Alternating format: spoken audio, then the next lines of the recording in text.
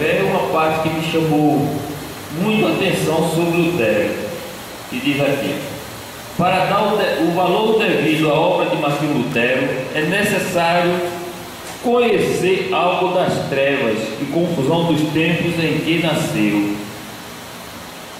Veja só que época o rapaz nasceu.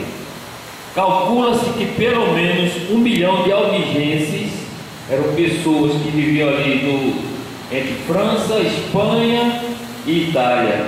Eram camponeses que eram contra os ensinamentos da Igreja Romana. Calcula-se que pelo menos 1 milhão de albigenses foram mortos na França a fim de cumprir a ordem do Papa de que esses hereges fossem cruelmente exterminados. Aí aqui diz o nome de todos eles: Wycliffe, a estrela da alva da reforma, traduzir a Bíblia para a língua inglesa. John Hus, discípulo de Wycliffe, morreu na fogueira na Boêmia, suplicando ao Senhor que perdoasse os seus perseguidores. Jerônimo de Praga, companheiro de Rus e também erudito, sofreu o mesmo suplício, cantando hinos nas chamas. Veja como era antigamente, acaba morrendo pelo amor de Cristo, está louvando a Deus até o último suspiro.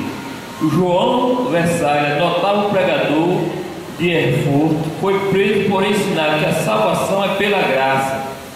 Seu frágil corpo fora metido entre ferros, onde morreu 4 anos antes do nascimento de Lutero. Na Itália, 15 anos depois de Lutero nascer, Savonarola, homem dedicado a Deus e fiel pregador da palavra, foi enforcado e seu corpo reduzido a cinza por ordem da Igreja Romana. Veja quanto esses homens passaram para hoje nós estarmos aqui levando a Boa Nova. Porque hoje nós podemos dizer que somos bem-aventurados, nós hoje podemos levar a palavra em todo o campo, principalmente aqui no Brasil. Existem perseguições, existe, mas hoje nós estamos de posse de vitória também, porque esses homens já morreram por nós. Cristo morreu para nos dar vida, e esses homens que levavam o Evangelho morreram também porque a igreja estava perdendo espaço. Hoje a Igreja Católica está preocupada ainda mais que o número que estão perdendo para nós é maior do que antes, porque hoje as pessoas estão sendo mais esclarecidas de fatos que eles não sabiam, que antigamente a missa era só pregada em latim, hoje não, e a internet está para isso, para nos informar o que se passou.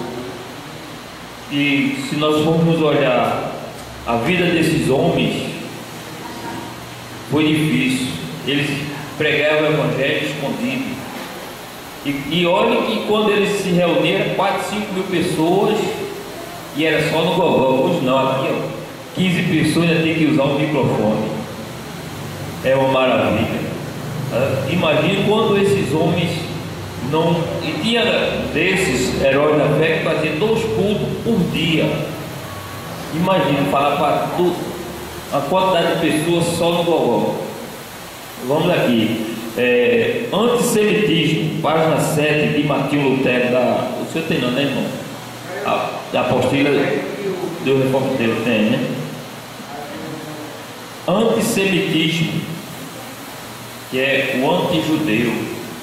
Lutero combateu muito contra os judeus na Alemanha. Aqui ele escreveu uma carta, diz aqui: a Alemanha deve ficar livre dos judeus, aos quais, após serem expulsos, devem ser despojados de todo o dinheiro e joias, prata e ouro, e que fossem incendiados suas sinagogas e escolas, suas casas derrubadas e destruídas, postos sobre o telhado ou estábulo, como os ciganos, na miséria e no cativeiro, assim que estes vermes venenosos se lamentassem de nós e se queixasse incessantemente a Deus sobre os judeus e suas mentiras.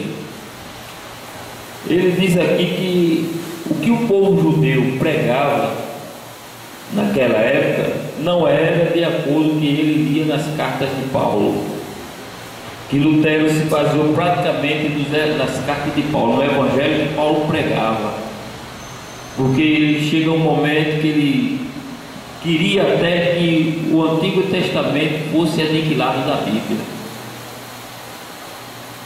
O historiador Roberto Michel escreve que Lutero estava preocupado com a questão judaica toda a sua vida, apesar de dedicar apenas uma pequena parte do seu trabalho para ela.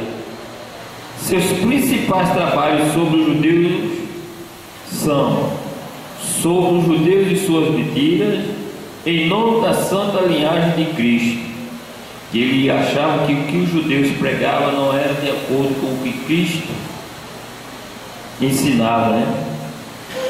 Reimpresso 5 vezes dentro de sua vida, ambas escritas em 1543, 3 anos antes da sua morte.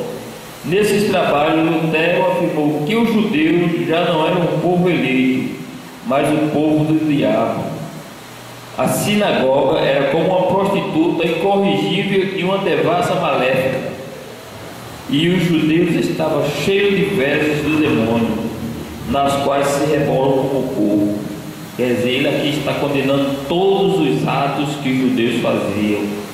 Eu creio que ele achava que a parte da igreja romana, o papado, fossem judeus. Quem está condenando? Quem está condenando? Lutero. Está condenando quem? Os judeus, mandando aniquilar todos os judeus que estivessem dentro da Alemanha. Ele achava que a Alemanha não estava prosperando por causa dos judeus. Quer dizer que Lutero nesse tempo ele era contra os judeus. Era contra os judeus. E ele morreu sendo contra os judeus. Lutero aconselhou as pessoas a incendiar as sinagogas, destruindo os livros judaicos, proibiu os rabinos de pregar e apreendeu os bens e dinheiro dos judeus e também expulsá-los ou fazê-los trabalhar. Porque os judeus viviam pregando, né, sem trabalhar, fazê-los trabalhar forçosamente. Lutero também parecia aconselhar 6 assassinatos, escrevendo: é nossa culpa em não matar eles. Quer dizer, ele aqui diz que a culpa dos judeus estar na Alemanha era deles porque não matavam, tinha que matar todos eles. A campanha contra os judeus de Lutero foi bem sucedida na Saxônia, Brandenburgo e Silésia. José de Rothschild, que tentou ajudar os judeus na Saxônia, escreveu em seu livro de memórias: a situação de intolerância foi causada por esse sacerdote, cujo nome é Martinho Lutero, seu corpo e alma vinculada até no inferno, que escreveu e publicou muitos livros heréticos, no qual diz: de quem ajudasse os judeus seriam condenados à perdição. Quer dizer, ele pregava uma coisa e fazia outra. Ele pregava o amor de Cristo contra o que a igreja romana fazia, mas também perseguia os judeus. O povo judeu era perseguido. Quer dizer, ele alimentava com as boas palavras que Deus ensinava, com o Evangelho de Paulo, mas também do outro lado mandava assassinar as pessoas, quer dizer, inocentes também, né?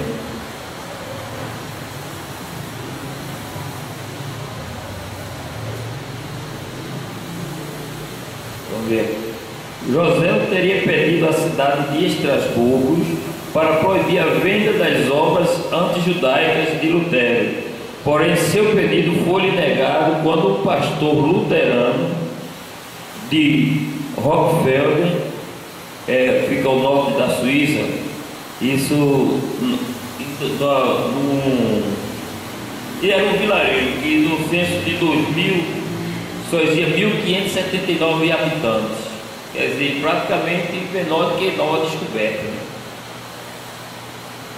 Argumentou em um sermão que os paroquianos deviam assassinar os judeus, O antissemitismo de Lutero persistiu após a sua morte e ao longo de todo o ano de 1580.